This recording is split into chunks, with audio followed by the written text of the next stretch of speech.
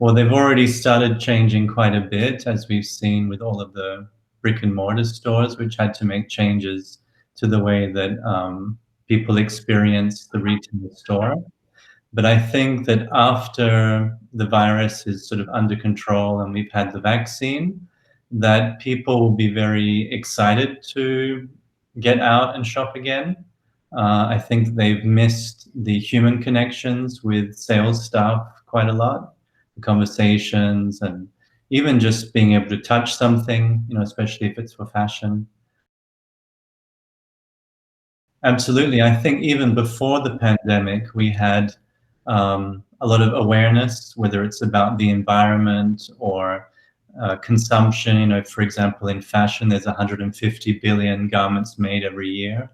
So whether it's food or fashion or even just transport and packaging, I think that consumers were already ready to make a big change. And that's why we started to see a shift away from fast fashion.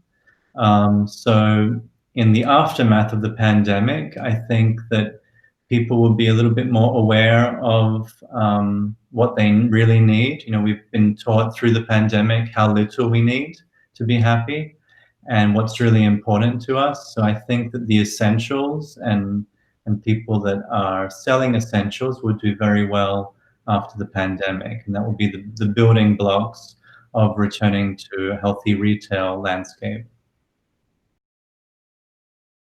The presentation that I'm giving, it's really about what is the future of what people consider as luxuries. It's very much breaking away from the old-fashioned idea of luxury being something which is, a status symbol and something to be showing off.